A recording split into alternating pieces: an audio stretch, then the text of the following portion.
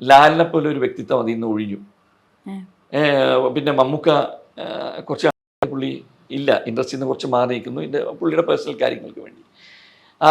അപ്പോൾ അങ്ങനെ നിൽക്കുന്ന ഒരു കാലഘട്ടത്തിൽ ഞാൻ കുറച്ച് നല്ലവരോടൊപ്പം ചേർന്ന് നമുക്കും നമ്മളെ കൊണ്ട് പറ്റുന്ന രീതിയിൽ എന്തെങ്കിലും സൽപ്രവർത്തികൾ ചെയ്യാമല്ലോ. അപ്പം ഞാൻ മമ്മൂക്കയായിട്ടോ ലാലായിട്ടോ കമ്പയർ ചെയ്യില്ല കേട്ടോ.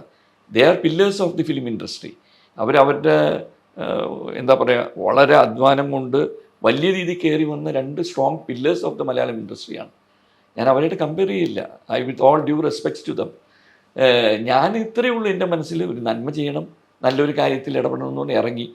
പക്ഷെ അത് വല്ലാത്തൊരു വിഷമം തോന്നിപ്പോയത്, ഇലക്ഷൻ നോമിനേഷൻ കൊടുത്ത്, ഇത് നേരത്തെ ആണെങ്കിൽ ഞാൻ കൊടുക്കില്ലായിരുന്നു, കൊടുത്ത് അനൗൺസ്മെൻറ്റ് വന്ന് ദേ കിടക്കുന്ന ഉള്ള മഞ്ഞ പത്രങ്ങളിലല്ല മഞ്ഞ വീഡിയോസ്. ഇപ്പോൾ മഞ്ഞ പത്രങ്ങളല്ലല്ലോ, ഇപ്പോൾ മഞ്ഞ വീഡിയോസാണ്. കുറേ തല്ലിപ്പൊളി കുറേ എണ്ണങ്ങളുണ്ട്.